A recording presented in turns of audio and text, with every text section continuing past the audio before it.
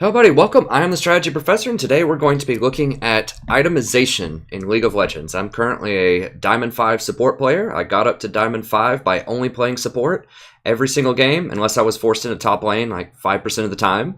And I didn't have a duo queue, and I started at Silver 2 in the beginning of Season 6. So you can gain a lot of elo and exert a lot of power if you just play intelligently in League of Legends. You don't have to get a million kills. You don't have to blame your teammates for being terrible. There are ways to make them better. Check out my other guides on my channel. I'll talk about them at the end of the video as well, but playing really good, intelligent League of Legends can really get you very far. And a big part of that is itemization. So that's what this video is about.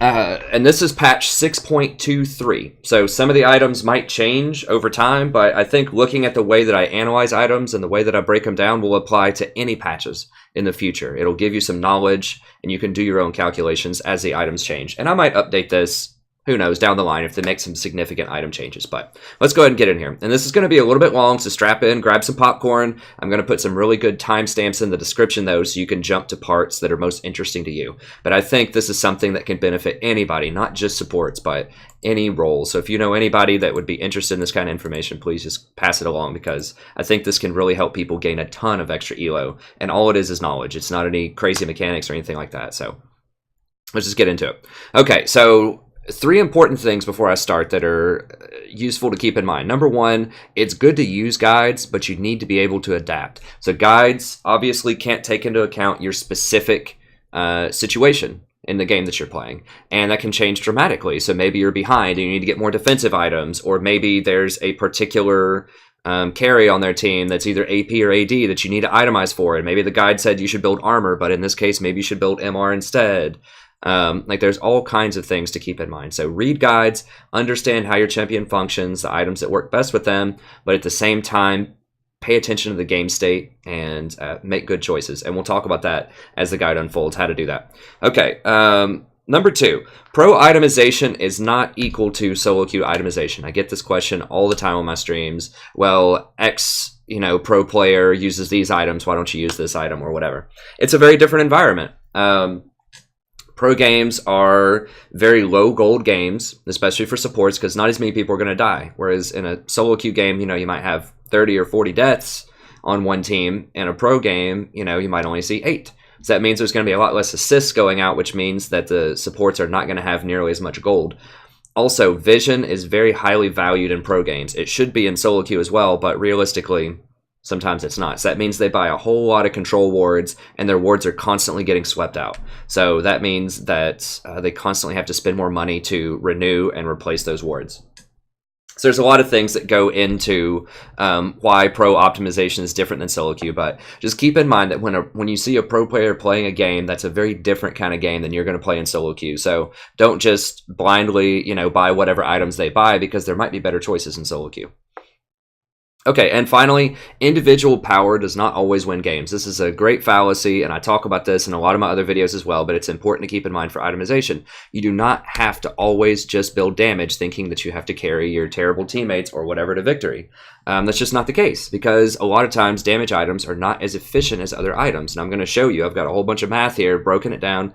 It's taken me about 2 or 3 hours to research and prepare for this video, so I've got a lot of good stuff for you, but it's important to come in with the mindset that oftentimes team-oriented items will give you a higher win percentage than strictly carry-oriented items. So don't think that, you have to get a million kills in whichever role, not just support, but any role. Don't think that you have to get all of the kills and buy all of these big-ticket items and just completely delete people. I mean, that's fun, and that can win games sometimes, but often that might not necessarily be the best path to victory, especially for support.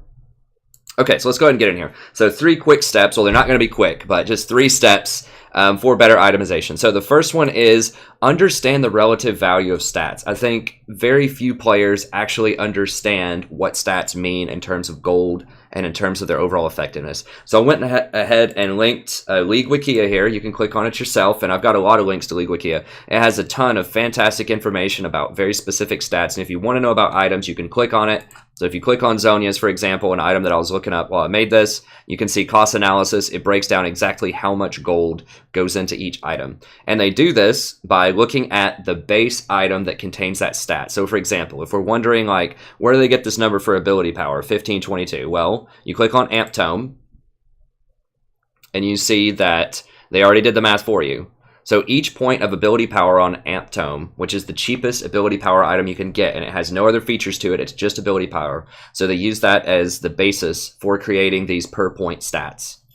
So it's 21.75 gold per point of ability power. And they do that for all of the stats, or as many stats as they can on this site. And I went ahead and put them all right here for you. So 1 point of HP is 2.66 gold, 1 point of armor, 20 gold, MR, magic resist, 18 gold. 1 point of just flat mana is 1.4 gold.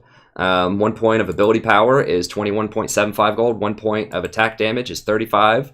1% mana regen is worth 5 gold each. 1% health regen is worth 3 gold each. And then these are a little bit more rare stats, but these are the calculations as best I could tell of these stats. So magic penetration is worth about 37.33 gold per point of magic pen. 1% of CDR is worth about 26.7 gold. 1 move speed is worth about 12 gold. And 1% heal and shield bonus is worth 35.5 gold. So these are sometimes worth more than they appear because they're very hard to get. So magic penetration doesn't show up on a lot of items, especially support items. CDR is becoming increasingly rare on items. I mean, you can still get it, but it's really hard to get to that 40% CDR limit with support items now. Move speed is very rare because you can only get 1 pair of boots, and there are some items that give you plus move speed, but it's a challenging stat to get. And then 1% healed and shield is fairly rare on different items, so went ahead and just marked those as rare. So they might be worth slightly more than their gold value indicates because of their rarity. But overall, that's a pretty good estimate.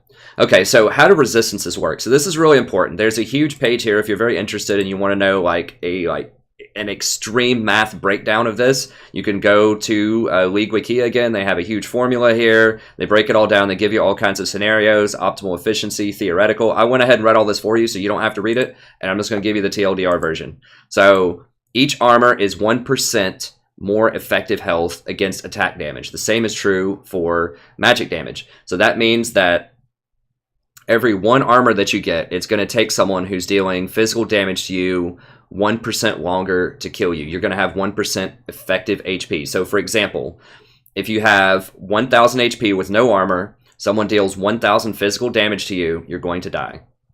If you have 1000 HP with 100 armor, they're going to need to deal 2000 physical damage to you to kill you. Because you have 100 extra armor, they need to do 100 extra damage to you to kill you. So it goes from 1000 to 2000. So fairly simple math. And the same is true of magic, like I said, of AP. So if they deal, 1000 magic damage to you and you don't have any MR, then it's going to kill you. But if you have 100 magic resist, then there's going to be 2000 physical damage to you. Magic resist in general is much harder to get than armor, but at the same time, most magic users don't do persistent damage. It's burst damage. There are some exceptions like Cassiopeia and Rise and things like that. But for the most part, it's balanced around armor being an easier stat to get, although it's worth more gold-wise if we go up here and look.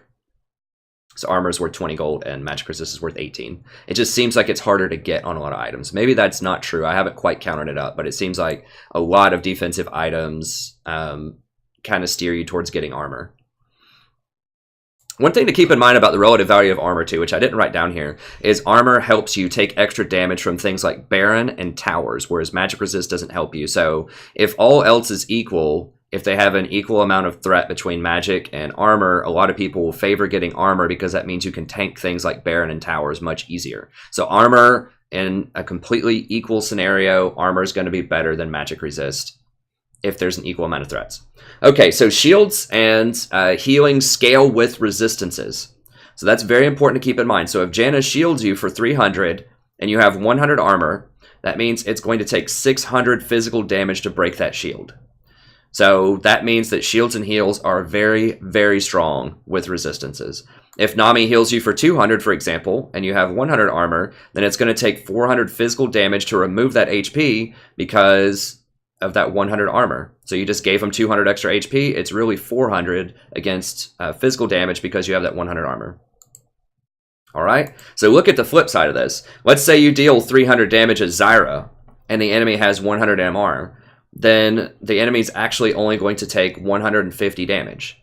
So that means that, I didn't do the exact calculation on this, but shielding and healing on your, let's say if your person has, if everyone in the game has 100 resistances of everything, you're going to get double the effectiveness of shields and only half the effectiveness of your ability power spells with ZZ'Rot. So, you know, if we're looking at 500 shield versus 500 damage, you're talking 250 actual damage versus 1,000 effective health. So that means that shields are often 4 times as effective as damage. Think about that for a second. Shields and heals are 4 times as effective, with all else being equal in terms of resistances in the game. That's astronomical. And, you know, that just goes to prove, in my mind, that you don't have to build all this ability power to carry, because it's not as efficient. It's only a quarter as efficient as shields. So you can carry really hard in lower elos as champions like Zhonya, like Sona, because mathematically you're going to be gaining a lot more per stat because you're shielding and healing versus trying to deal damage. 4 times extra effectiveness. So that's something that never gets talked about, and I think a lot of people overlook it, but mathematically it's true. I just demonstrated it right there. So yes, this is just a theoretical case, and of course armor and magic resist and all that stuff is going to scale over time, but you know, this is something to keep in mind, theoretically, that shields and heals are 4 times as effective as dealing damage. Okay, so keep that in mind as we go through and look at some specific items later on, that even given the cost efficiency bonuses of the defensive items that I'm going to talk about, the shielding and healing scaling with those items means they're actually 4 times as effective as they seem versus a potential damage equivalency. It'll blow your mind how much more efficient some of these items are that I'm going to tell you about. Okay, so HP does not scale with shields. So if you have 300 HP, it's not going to affect the Zhonya shield. Versus if you have 300 armor, it's going to make the Zhonya shield, 3 times as effective against physical damage dealers. So HP does not scale with shields. But it does improve your effective health, so what it takes before you die, your EHP, against all damage types, including true damage. So armor doesn't affect true damage, or magic resist doesn't affect true damage. It also works against armor penetration. So if they have a lot of armor penetration, getting health is better, potentially, because they're going to be shredding through a lot of the value of that armor. And yes, armor is more valuable, or gold, armor is more valuable abstractly than HP, but if you start taking armor shred into account, that can very quickly flip around. So, you know, 1,000 HP is going to cost you 2,666 gold, whereas 100 armor, did I do that? Yes. 100 armor is 2,000 gold. I've been doing so much math to try to put all this together that I'm getting it turned around. But okay, let's just look at this scenario. 1,000 HP costs that much. 100 armor costs that much. Total 4,666. But you need to keep in mind that you're going to have 2,000 effective health in this scenario against AD champions, because you're going to have 100 armor, which is going to double the effectiveness of your health. So that's a bargain. But you're only going to have 1,000 effective health against ability power champions, because your armor is not going to matter. So that means that it's a bargain compared to getting 2,000 flat HP, because 2,000 flat HP would cost you 5,332 against physical champions. So you're saving, you know, 700 gold there. Instead of buying all health, you bought some armor and you saved 700 gold because of the efficiency of how these stats interact with each other. But it's a terrible bargain if you're going against ability power champions, because you just wasted 2,000 gold. So it's 700 gold more efficient versus AD, but if you're against AP with this setup with no MR, then it's super inefficient because it's 2,000 gold wasted. So that's why it's very important to consider the threats on the enemy team. So not just how many champions do they have that use magic, or how many champions do they have that use AD. Think of who's actually a threat. Who's actually going to deal damage. This is not always the case that if there's more AP, then that's the true threat. So here's an example. Let's say they have a Sejuani jungler, a tank Echo top, and a Lulu mid, and a 10-1 Caitlyn. and the other champions are doing okay. Maybe they have a kill or two, but it's the 10-1 Caitlyn. You need to build armor there because Sejuani is a very low damage champion. Usually she builds a lot of tank items. Tank Echo is going to build like a Trinity Force or a Frozen Fist and a bunch of tank items. Lulu mid is not going to do that much damage typically, but a 10-1 Caitlyn is going to be doing a lot of damage. So even though there's 3 AP on their team, the correct choice is probably to build armor because she's the one that has all of their gold, and she's the one that scales really hard with all of the items.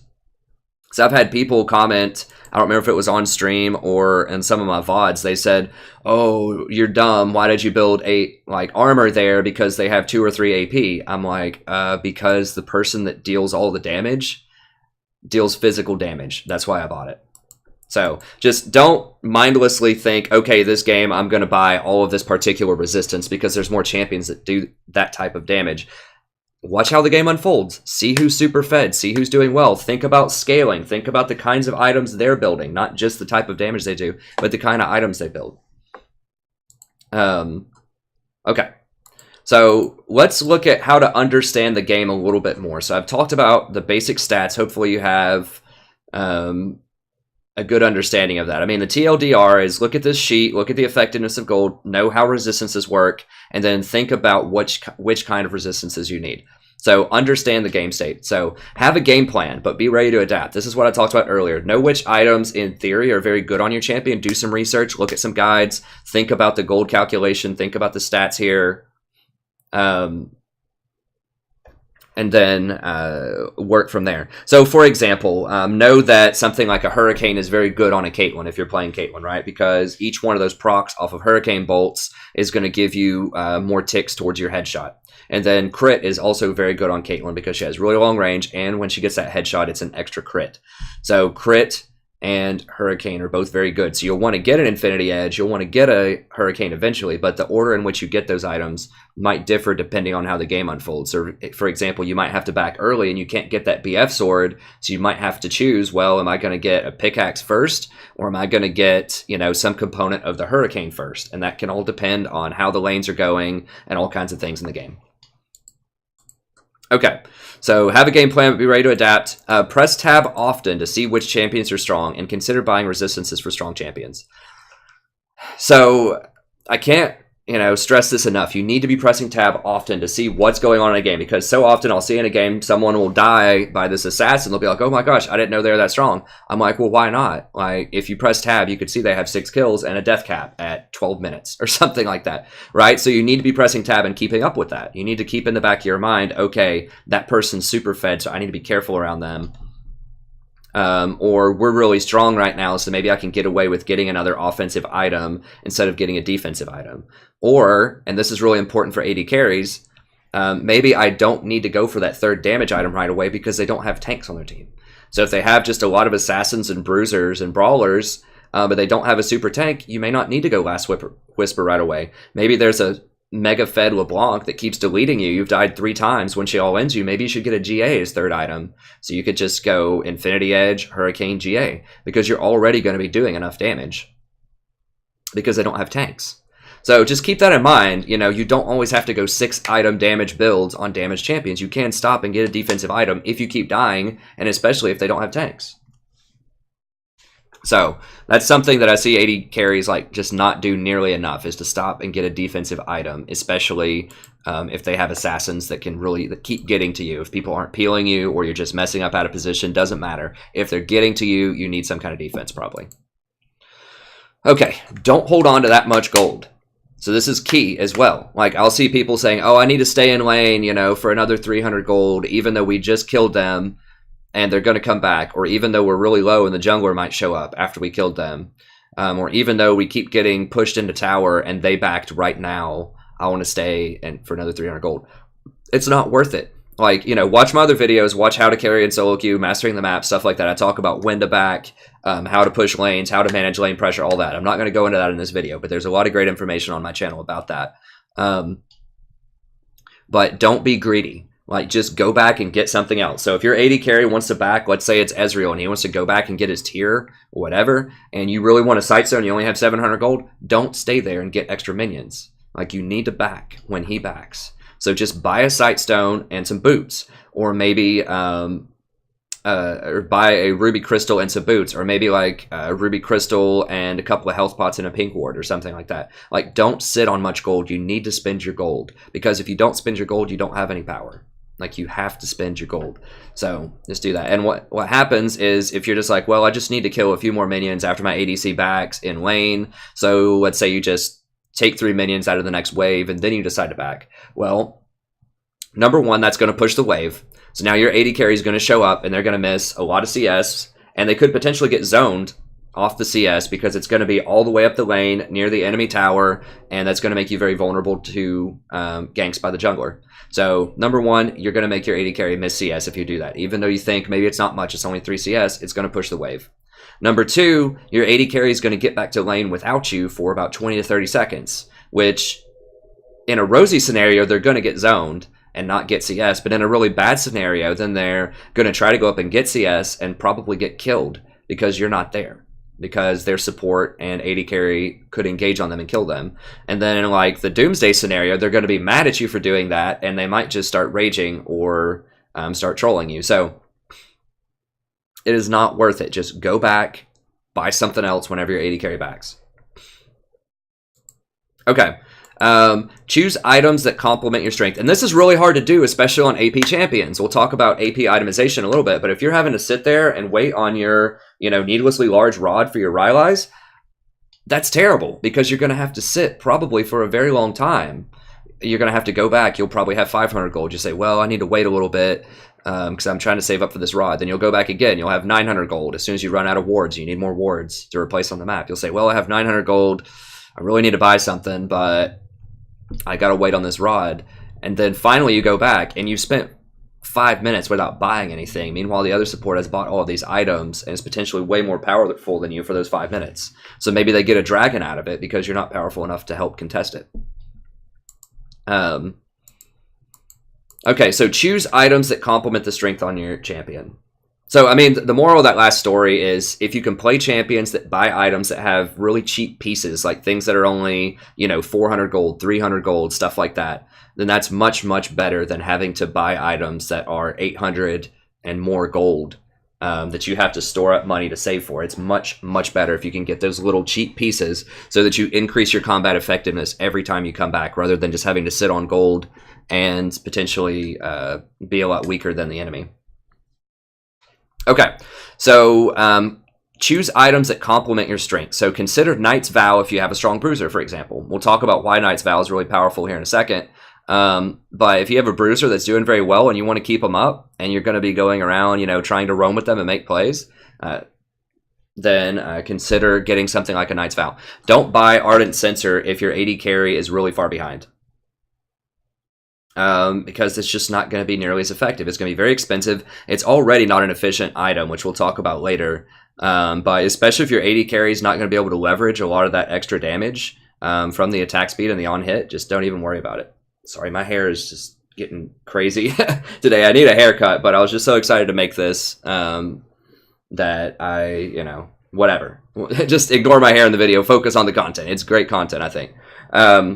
And finally, get a Mikael's if they keep CCing your assassin. So, Mikael's is not a super gold efficient item, but if your assassin just keeps dying and they refuse to get a QSS or any defensive items, then it might be worthwhile to get a Mikael's. So it's just worth thinking about. Even though it's not the most efficient item on paper, it could be really useful for the particular situation. So just understand, what your team needs and take that into account when you're building items. Don't always build just the most gold efficient items or whatever this particular guide that you read tells you to build. Think about, how can I complement what's going on here? All right.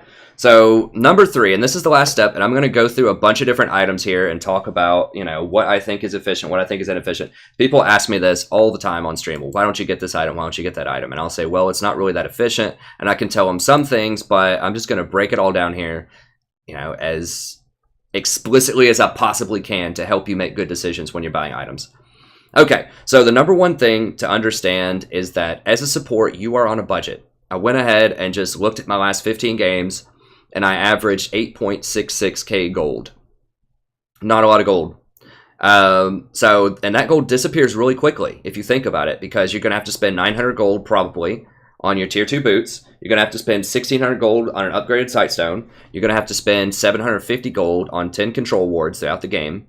I know a lot of people don't spend that much on control wards, but you really should watch my Mastering the Map video. Now, you're going to get some of that back, because every time you clear a ward with a control ward, you get, you know, about 30 gold back, but whatever.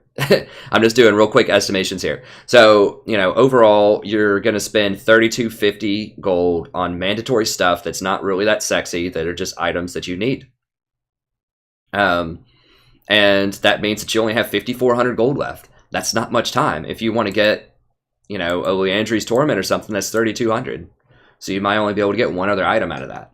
So just keep in mind you are on a budget. I know there might be these builds and you're like, oh, that's a really awesome 6-item build. You know, that Zyra's got Void Staff, Liandry's Torment, Rylai's. Oh, and they might even finish off with the Zhonyas. It's like, you don't have money for that. You are not going to have enough money for all that. You are not a mid laner. You are not a top laner. You're a support. And you're just not going to have a lot of money.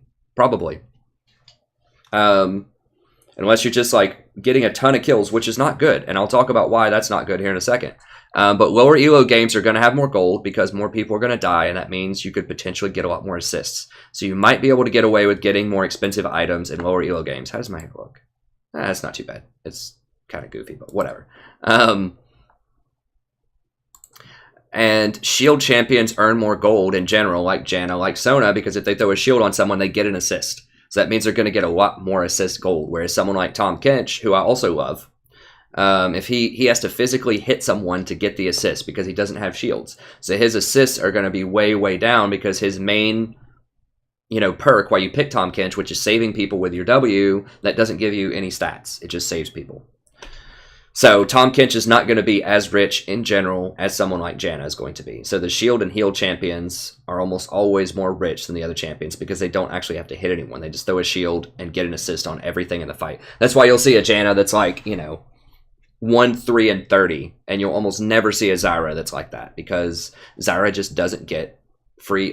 She has to actually hit somebody. She doesn't get free assists. So a Zyra stat line might look more like 4, 3, and 12 if it's a successful Zyra game.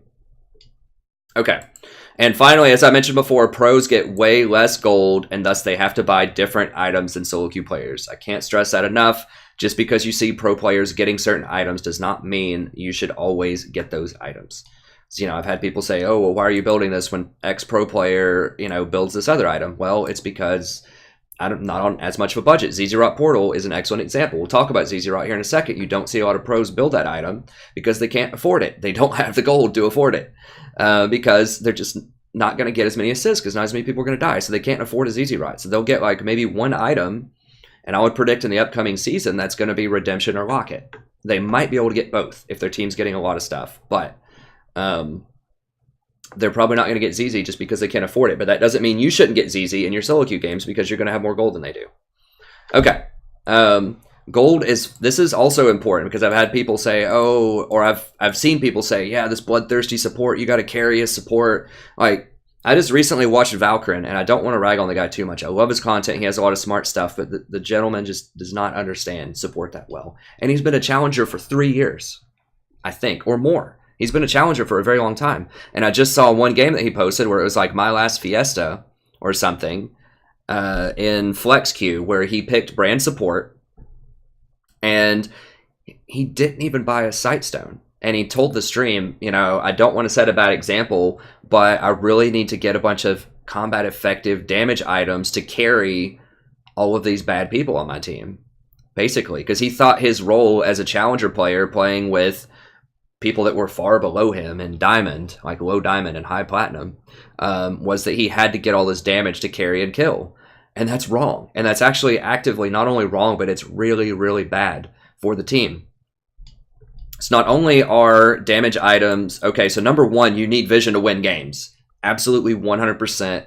So many games are won on vision. I mean, just think about how often someone gets caught out and how often you lose games, right? Like in the mid-game, someone gets caught because they don't have a ward, and that's just the end of the game. That person gets caught, and then 2 other people try to go help them. They die. Everybody dies. Enemy team gets Baron, walks into your base. That's so common, right? Or how often does it happen the other way around? If you ward a lot really well, and you see people, and you catch and pick them off and do it to them. Vision is unequivocally a super powerful component of a game, so you definitely need vision. But number 2, damage items aren't nearly as efficient as other like more traditional support items. We'll talk about that here in a second. But number 3, what I'm going to talk about right now is that gold is actually way more powerful on other champions, particularly AD carries and support. Even if your AD carry is not good, you want to give them gold because eventually they will be able to right click and kill people if you peel enough for them, even if their positioning is poor. So the reason is gold multiplies with the synergy of offensive stats. So something like an AD carry has crit, attack speed, armor pen, and AD. That's 4 different stats that all stack on each other. So if you get attack speed, that's going to increase the damage that your crits do because you're going to get more of them. It's going to increase the effectiveness of your armor pen because you're shooting more, and your AD because you're shooting more. Higher AD is also going to work with all that. Crit is also going to work with all that. They all work together in this great synergy. So that means that the more items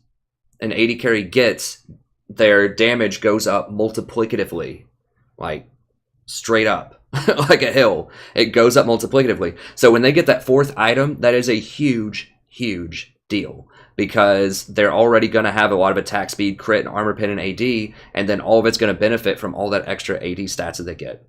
I'm sure there are videos out there on YouTube about ADC scaling, or at least on Google. I won't go into super depth about that, but just trust me, the gold, there's a reason that the gold usually goes on the AD carry because it scales much harder than any other role. I mean, even magic users, the reason that ADs scale harder in damage, usually in terms of persistent damage, than mages is because they can crit. Mages can't crit.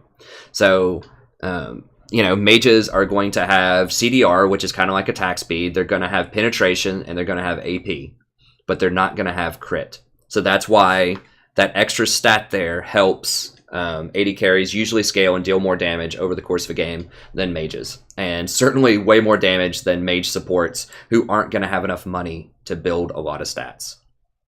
So do not steal kills from your AD carry. Do not think I have to carry all these idiots in this game by killing everybody with my brand support or ZZ'Rot support. It's okay if you kill people. Like, obviously that's good, but in an ideal world, you want the AD carry to get the kills. So don't just let people go. Don't try to hand off kills if it's a hot situation. Like, if you have to get the kill, you have to get the kill, but don't actively think I should be getting the kills instead of the AD carry because I need to carry this game, because that's false mathematically.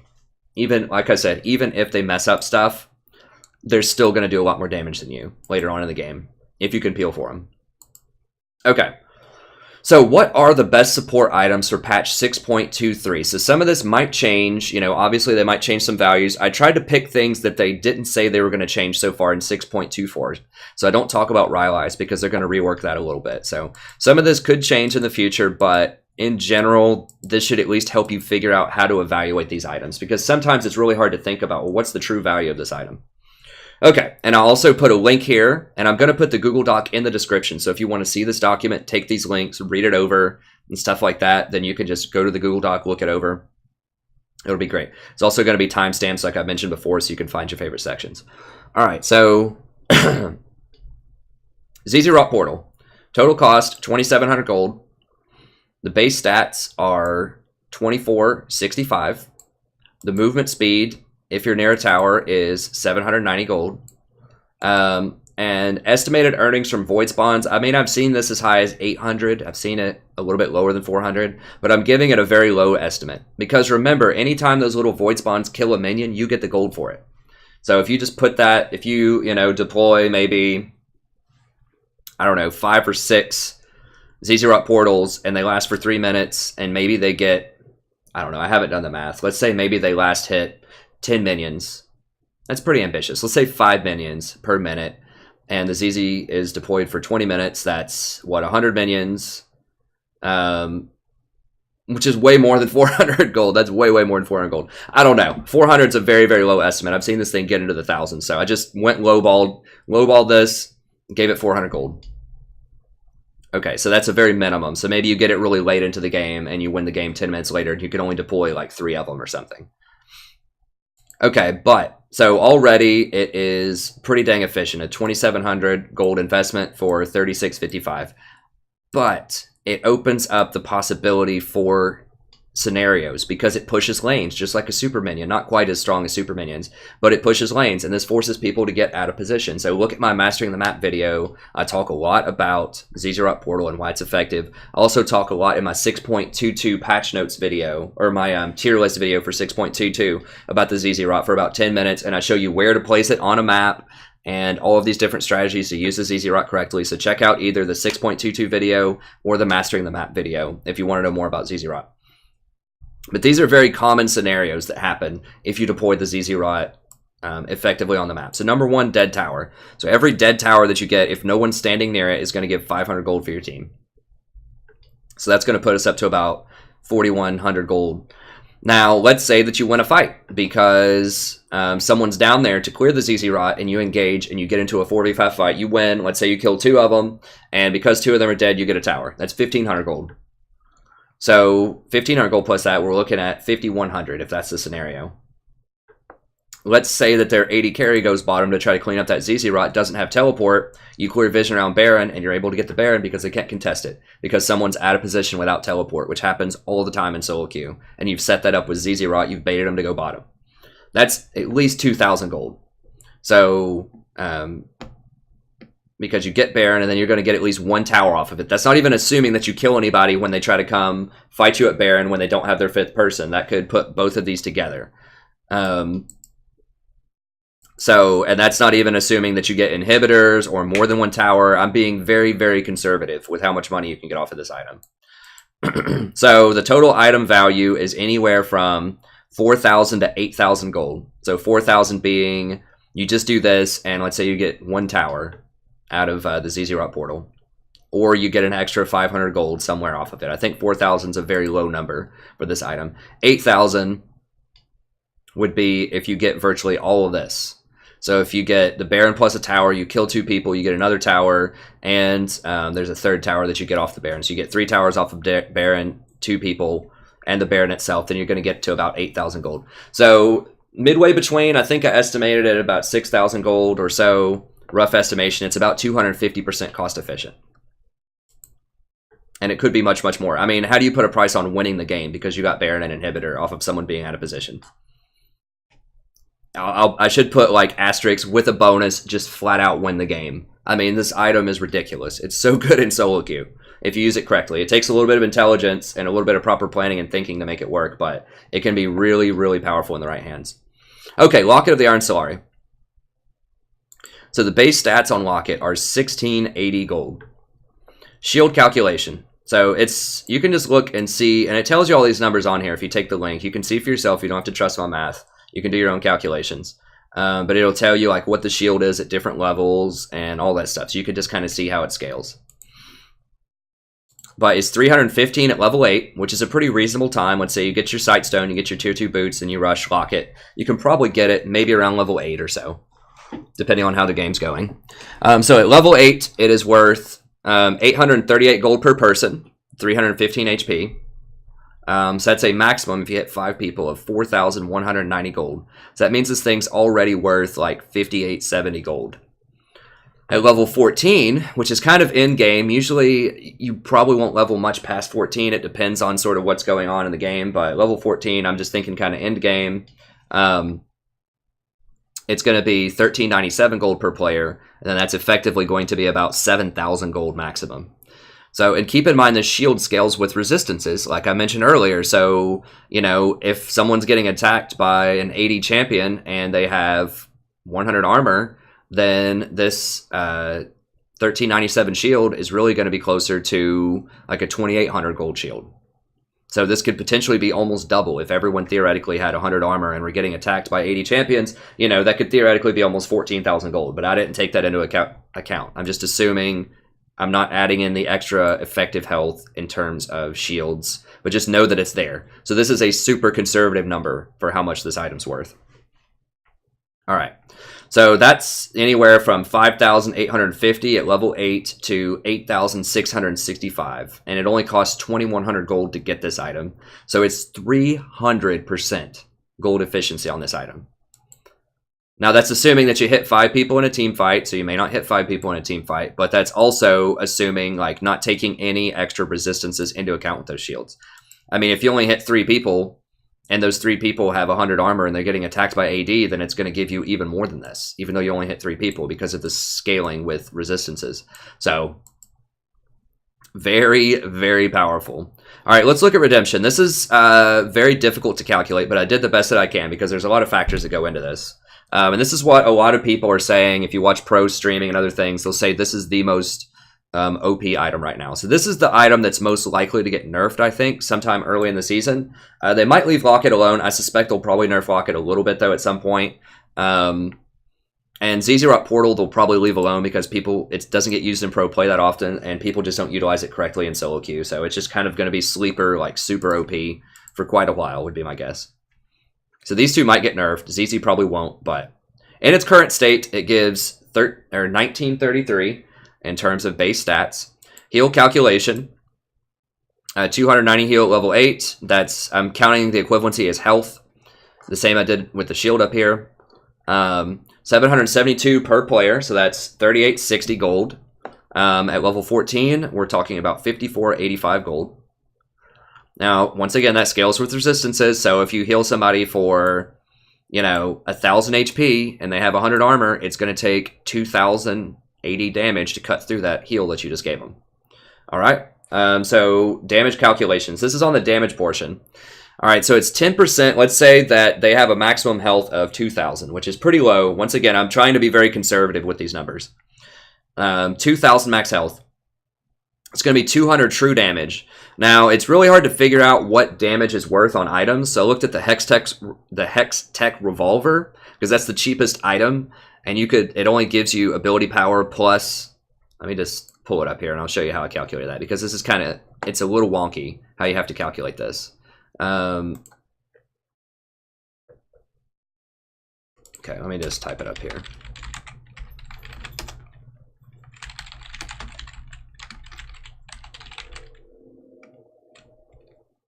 Sure, we'll go Gunblade and then we'll look at Revolver. There we go. Okay, so how I try to calculate this up in terms of like how much damage items are worth. Obviously the cooldowns are different as well, but it's just really hard to put a gold value on that, but I just tried as best I could.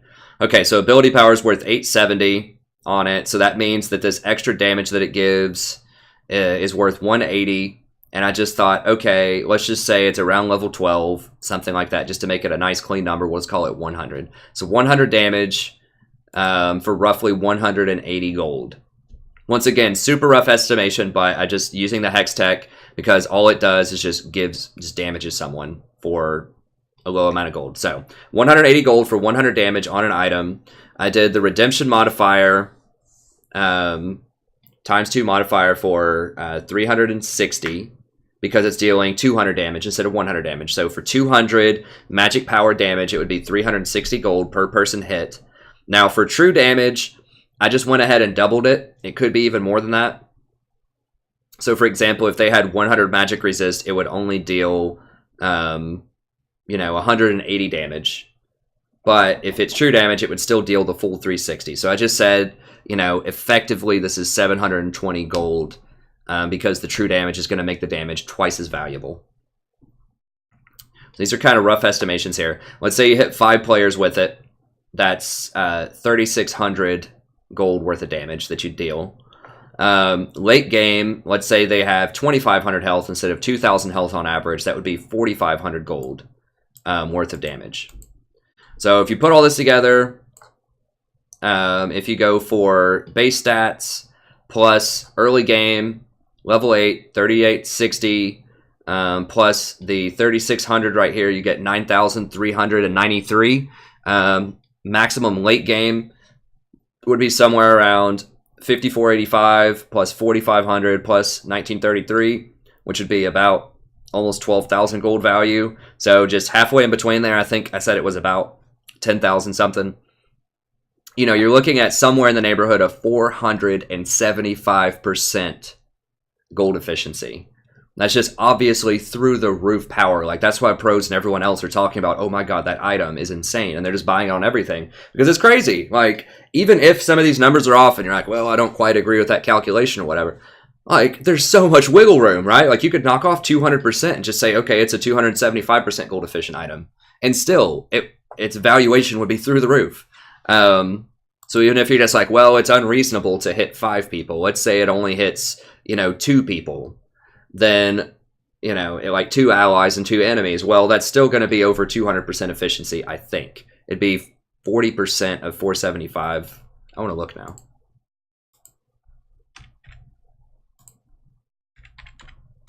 It'd still be 190% efficient. Even if you're only hitting 2 people in each redemption, 2 allies and 2 enemies in each redemption, it's still 190% on average efficiency, which is just through the roof. I mean, that's so good. Once we start looking at AP items, you'll be like, dang, that's still really efficient. So this is assuming that you hit all 5 people, which is a really rosy scenario, but even if you don't, who cares? It's still going to be 190%. If you hit 3 people, it's 285% efficiency. So even if you hit 3 people, it's still just about as efficient as Locket of the Iron Solari. And that's assuming, I did this with Locket, assuming that you hit 5 people in a team fight. So that's going to go down a little bit too if you don't hit everyone. So, insane item. Very, very powerful. Okay, just a couple of thoughts about Locket versus Redemption. Because if you ever watch my streams or my VODs, you'll see that I get Locket usually first before I get Redemption. It depends on the champion, but often I will get Locket first. So here's a couple of reasons why. First of all, Locket is instant cast versus delayed, and that's a huge deal because especially in kind of lower elos, people won't know what that circle is and they won't stand in it, or they just won't care and they'll say, I don't care, I don't want that 1,000 HP heal, I just want to keep chasing this person and try to get the kill. So it's really hard to time the redemption correctly, and it just won't hit as many people as you want it to hit. Whereas Locket, they can't really mess that up. Like, you just press that button, boom, it's active if they're around you. So they can't mess that up. That's all on you and your positioning. So I like having a little bit more control over it. So that's why I get Locket first. If you look at Redemption, it's very delayed with a small hitbox, as I just said, but you can cast it from a pretty good range, and you can cast it after death. Now, both of those are hard to kind of quantify, but what? Fucking frustrated. Okay, well, hold on. I'm just about done with this. Redemption has great synergy with crowd control comps, though, because if you can hold them in place, and that means you're going to have a much better chance of actually hitting a bunch of people, a bunch of enemies, and a bunch of allies who are all grouped together in this kind of AoE crowd control cluster. That's obviously what you want to do with Redemption. So if you can hold the enemy in place, and if your allies are going to be like in the same place just mobbing people, then obviously it's going to get closer to this maximum efficiency. So it's really, really good with crowd control comps. Whereas Locket can be very, very good against assassins because it's instant cast. Because, if someone gets hit by the, a Syndra ball and stunned, and she's about to combo them and do her full, ultimate everything and zero them out, you're not going to have 2.5 seconds time to get that redemption off. But Locket, you can cast Locket instantly and potentially protect him. So I think that makes Locket a lot better against burst assassins, and Redemption is particularly super good with crowd control compositions. Okay, let's look at Knight's Vow now. And this is the last item that I recommend. So I would recommend, if you're getting items, obviously get your Sightstone, get your boots too, but I would highly prioritize ZZ'Rot, Locket, Redemption, and Knight's Vow, depending on what you need in different situations.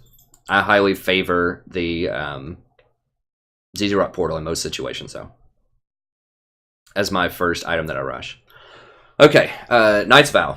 Alright, so base stats on Knight's Vow are 1767. The bonus armor that you get if you're near your partner is worth 800 gold, and your move speed that you get when you're near your partner is worth 600 gold. So that's 3167. So already it's about 150% efficient.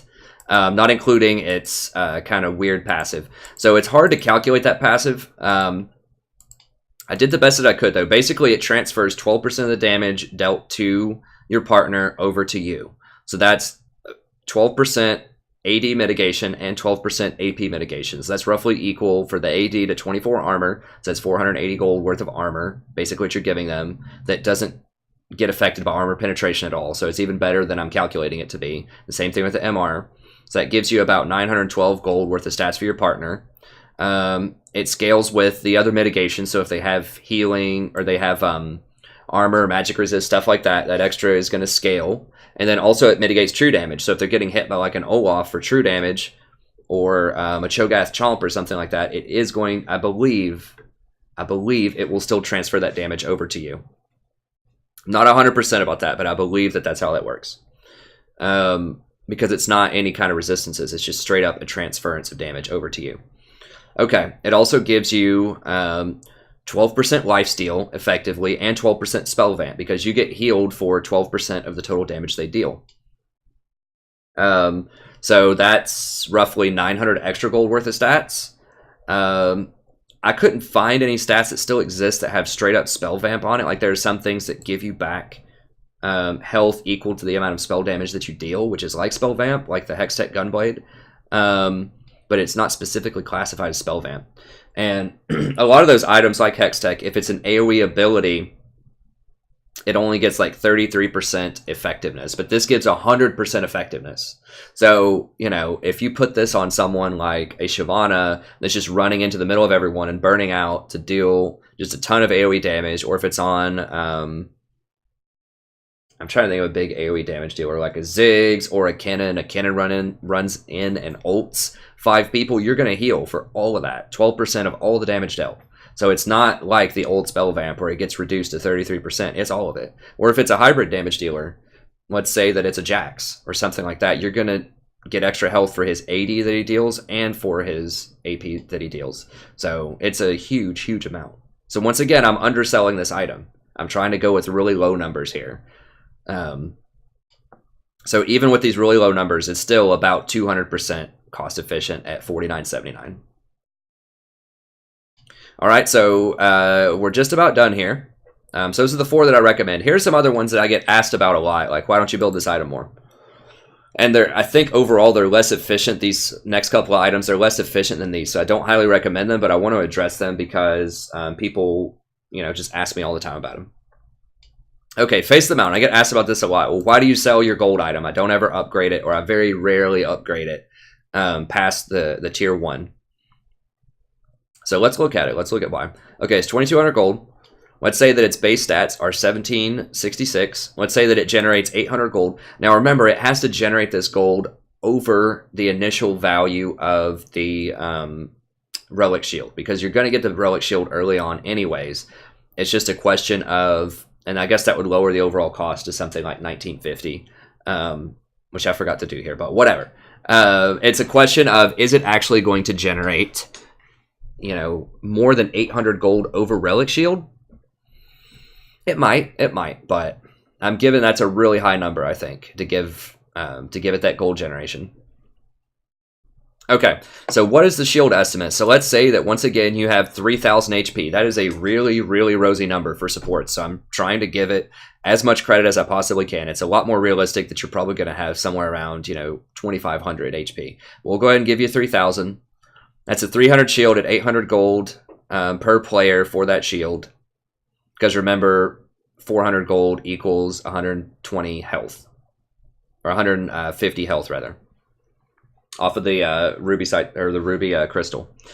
Okay, so 800 gold per person times 2, 1,600 gold. Item also slows for 40% for 2 seconds. I had a really hard time trying to quantify what a slow is worth.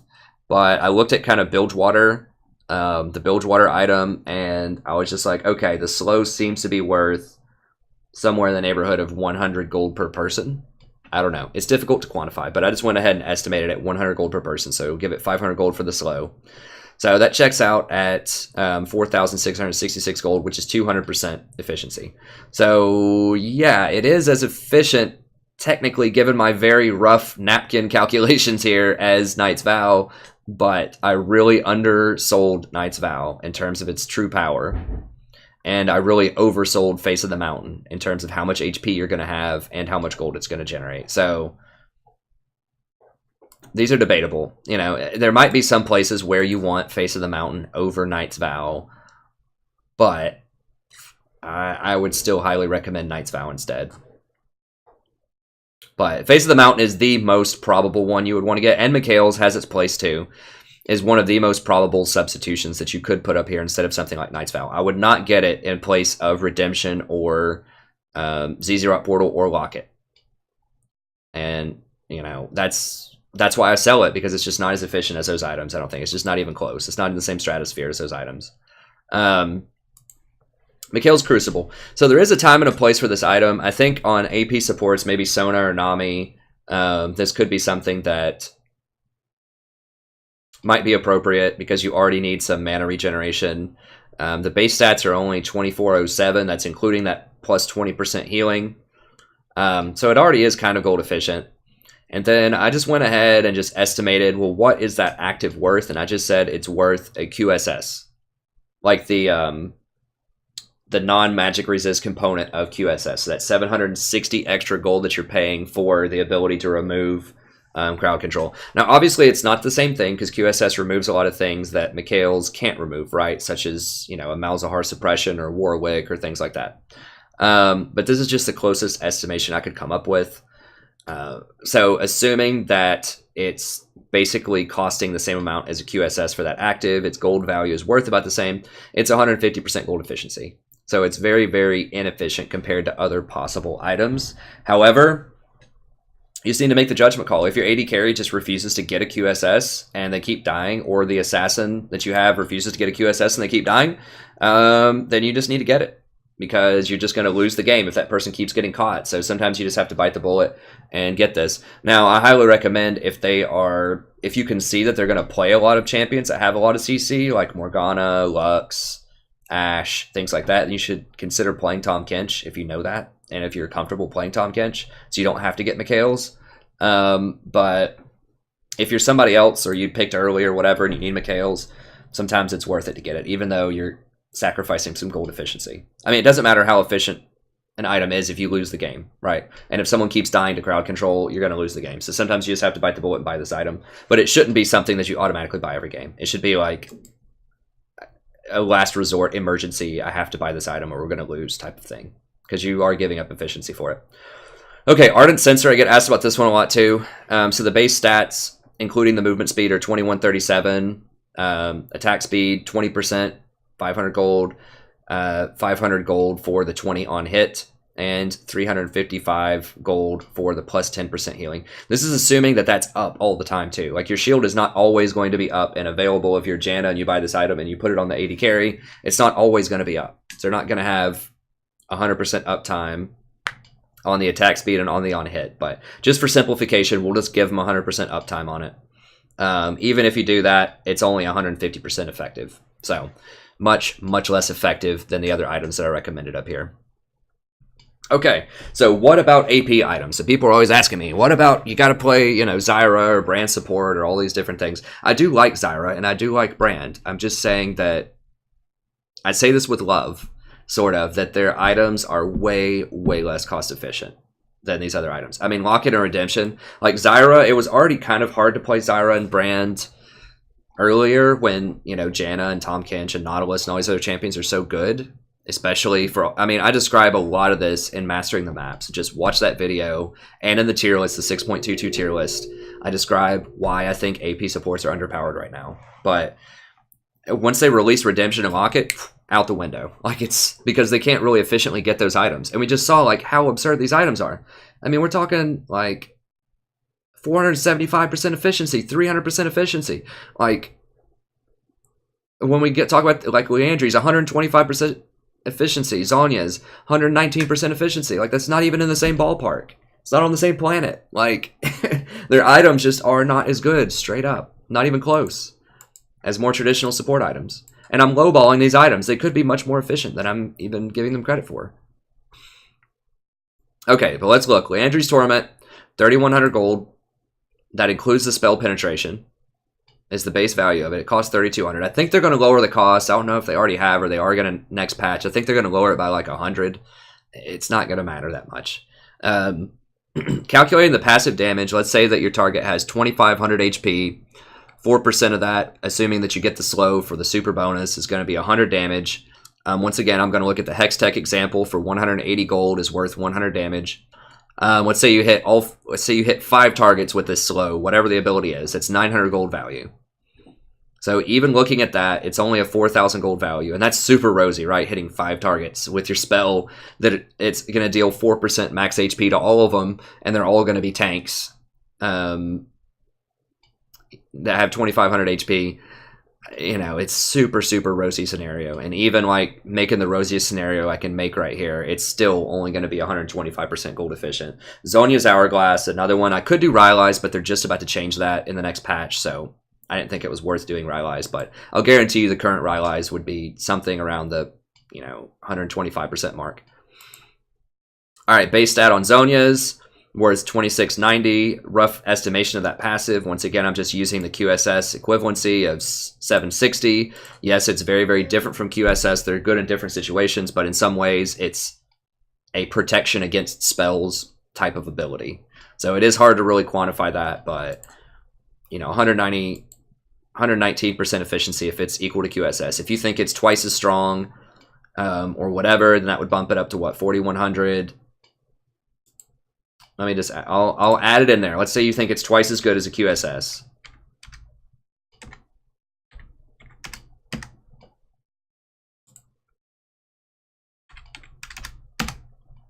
(145% efficiency). If you think it's 3 times as good as a QSS, let's say that you're like, no man, this is like the best active in the entire game. Let's go ahead and look at that. Okay, well let's do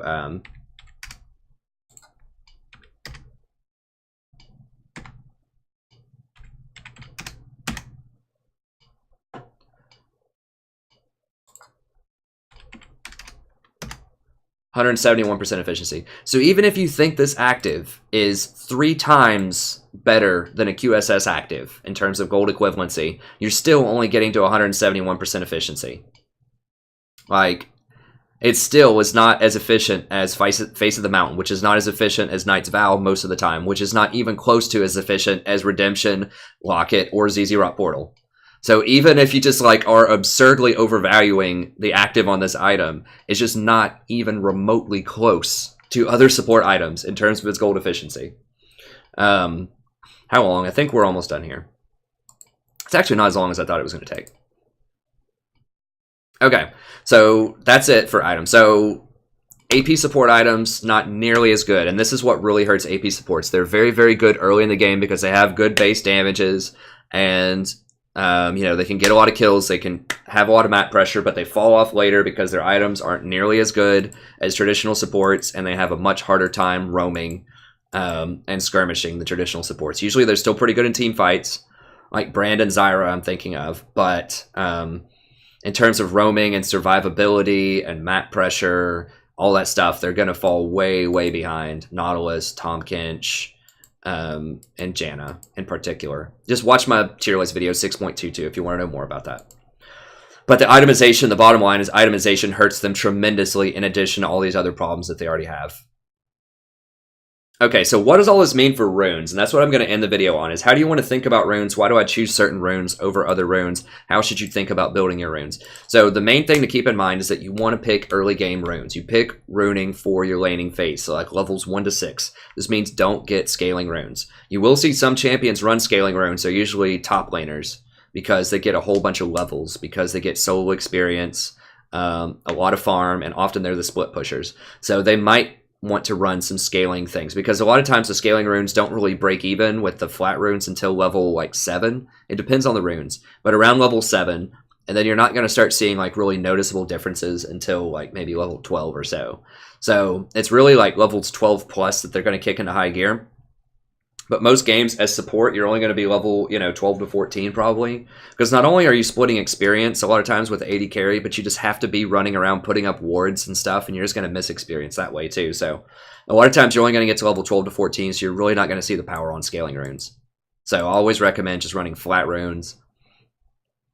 The question is, which runes? Well, I think that move speed, CDR, and mana regen are very undervalued on supports. Like, mana regen is so cheap gold value-wise, but you need it so much. Like, you absolutely have to have mana regen on champions like Sona and Nami, because it just gives you so much extra lane pressure. So it's very, very cheap to buy mana regen. So sometimes you'll just see me buy a bunch of fairy charms because they're undervalued. You can always sell them back later. If you buy a fairy charm and sell it back, it's about 40 gold. So even if you don't necessarily rush a Mikael's where you can use 4 fairy charms, you can just sell 2 of them back later, and it's probably still worth it because the item's so cheap to begin with, and it gives you so much extra power in the laning phase. I mean, sometimes even on champions like Tom Kent, you might see me get a Fairy Charm if I just have 125 extra gold, because why not? It's only 40 gold, and it lets you do a lot more tongue lashes in lane. So mana regen is very undervalued relative to how powerful it is. So is CDR, because they keep taking CDR off of items. Like, there used to be items that would give you, 20% CDR. And there's very, very few items that do that anymore. Like, you've got Frozen Fist and Frozen Heart, and those are both awful. I didn't talk about Frozen Heart up here, but just trust me, it's not even in the same ballpark as the other tank items that I mentioned. Redemption, Locket, Knight's Vow. It's not even close. But yeah, CDR is much harder to come by these days. And I mean, Locket doesn't give CDR, and ZZ'Rot Portal doesn't give CDR, and those are two of the best items right now. Knight's Vow doesn't give CDR either, I don't believe. I don't remember. I'd have to look. But I don't think it does. If it does, it gives 10%. And I know that Redemption gives 10%. So it's just really, really hard to get to the cap of 40% CDR. So CDR is very, very valuable now. So if you can rune for CDR, if you can afford and get away with it, I'll talk here in a second about where I recommend doing that, then it's very valuable to get. Move speed is also super undervalued, because you need move speed so bad as support, because you're constantly going to have to run around and ward, and that's super dangerous. Like, what if the jungler shows up? Like, you have to get away from that guy, or you're going to die. So, move speed is very, very important. Also, roaming. If you don't have those move speed quints, and you show up 2 seconds later, fight might be over. Maybe you showed up right there at the right time and managed to get that clutch shield on somebody to save them and turn the whole fight around. Like, how many times as support have you just been like 1 pixel away, like you're running to try to get somewhere, and you're like just outside of range of casting your spell that could potentially save someone or could turn the whole fight around? It's pretty often. It's pretty often if you really think about it in games. So move speed just helps you get to where you need to be faster. So it's very, very undervalued in terms of its gold equivalency. Okay, so let's look here. Some of the easiest ones that people were probably thinking about when they're creating their runes are the yellows and the quints in terms of armor and HP. So how much armor should you get? How much HP should you get? Armor is really important in lane because it protects you from tower shots, and it protects you from the AD carry auto-attacking you. And it protects you from a lot of supports auto-attacking you.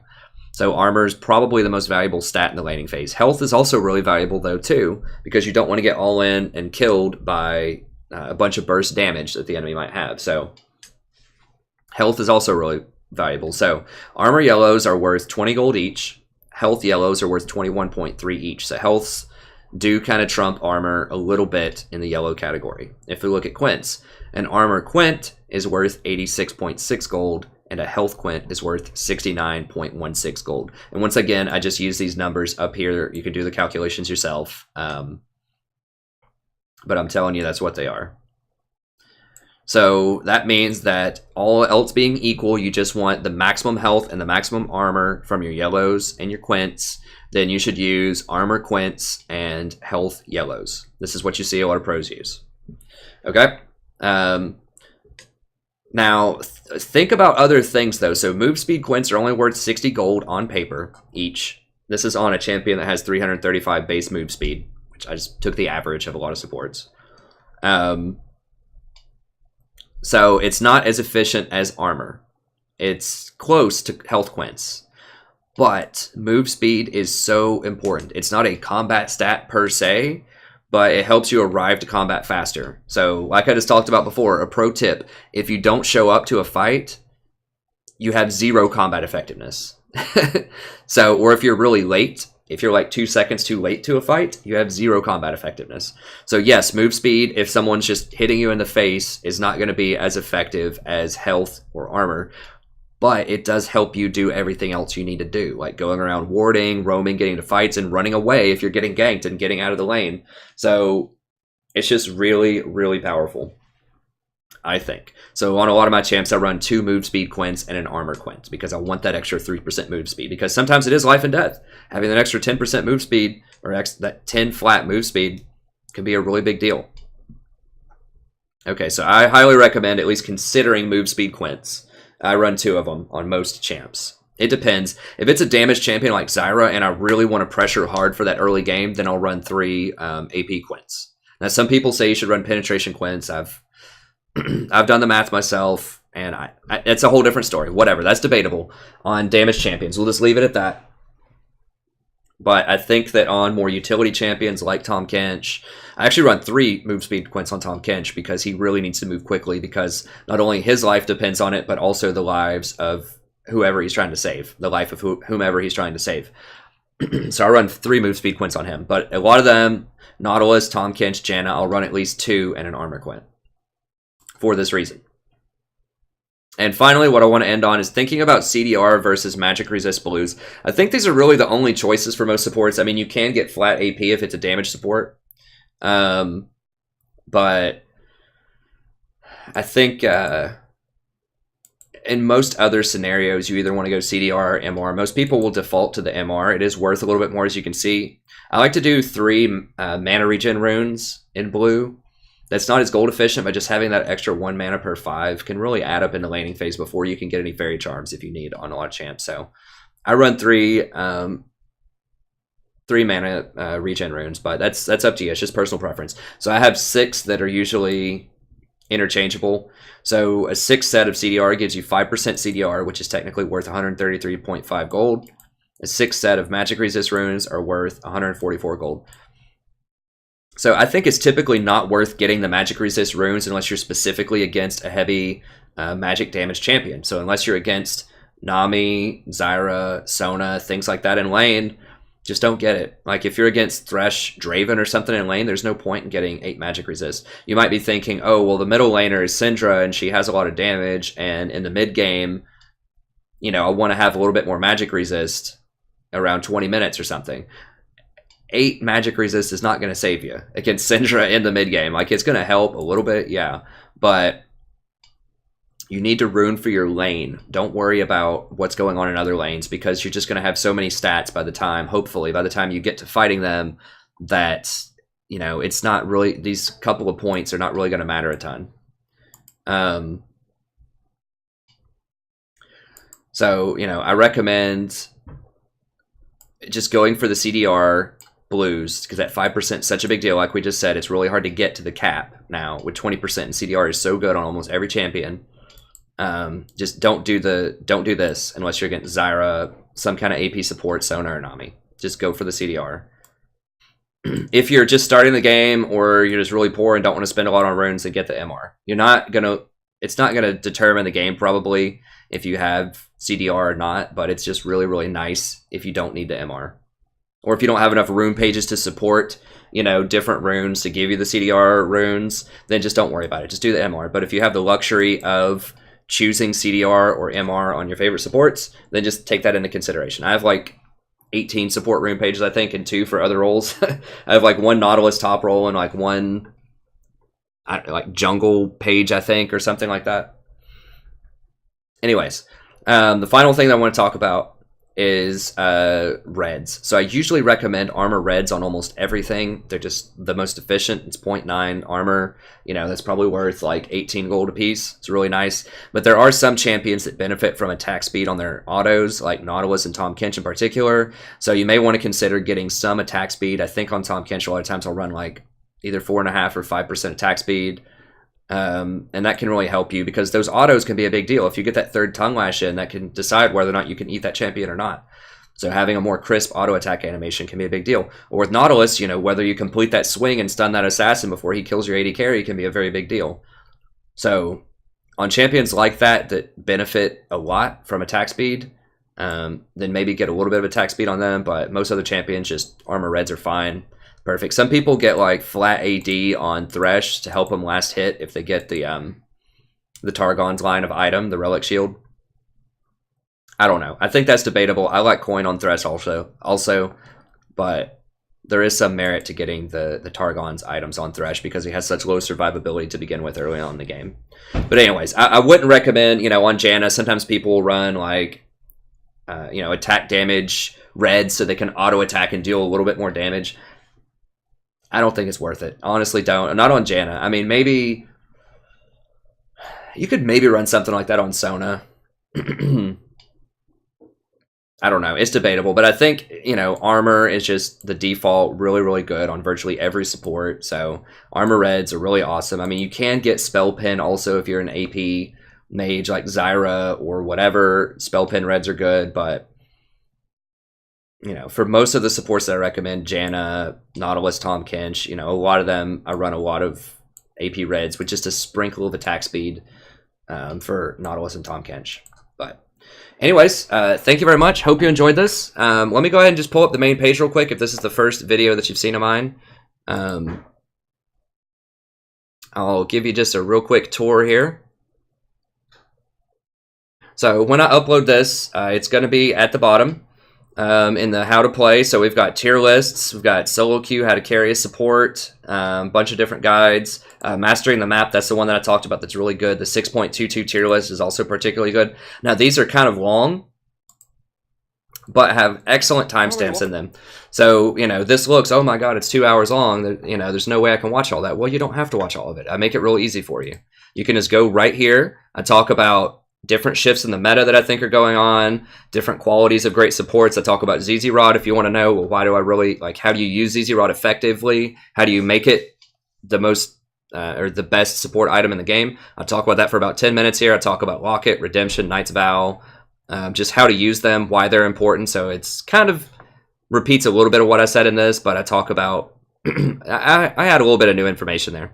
And then I talk about all the favorite supports that I think are going on right now, or all my favorite supports that I think are super strong. Janna, Nautilus, Tahm Kench, Zyra, Thresh, Lulu. I go over a bunch of stuff, so check it out. Then I also have a very similar Google Doc like I'm going to put on this one, where it just gives you kind of the TLDR version here of different supports, qualities of great support, great items, and who I think will be the next or the best in different roles, and a pick guide, how to pick different champions into other champions. I'm gonna do a whole video about that, but this is just a real quick overview of that. So lots of guides like that if you're interested. I think that's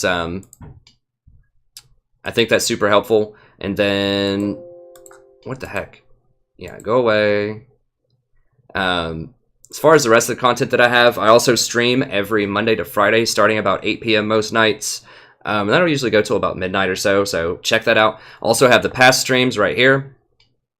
So once again, if you missed it and you don't want to watch the entire, 6-hour stream right here, then you can go through and just, I timestamp, tell you the beginning of every single game, tell you all of the runes that I use for each champion that I play in all the games. So it just helps you navigate it super quickly, super efficiently. And then finally, I just have different uploads of individual VODs. So if you don't want to watch the streams, you just want to watch Nautilus or Tahm Kench or whatever, I have just a ton of VODs for all of them. I'm going to reorganize it and, make separate playlists for all the champions. Right now, I just have them numbered. But I will do individual playlists pretty soon for all those champions to help you navigate them a little bit better. And I also have some Total War content. If you're interested in that, legendary campaigns for Dwarf, Empire, Beastman, just about all of them. I haven't added to those in about a month or so, but I'm going to add in some more content here pretty soon. So anyways, that's it. Thank you very much. Hopefully you enjoyed it. Let me know in the comments if you have any questions about items or something else that you want me to analyze. And otherwise, I'll see you next time. Have a great evening.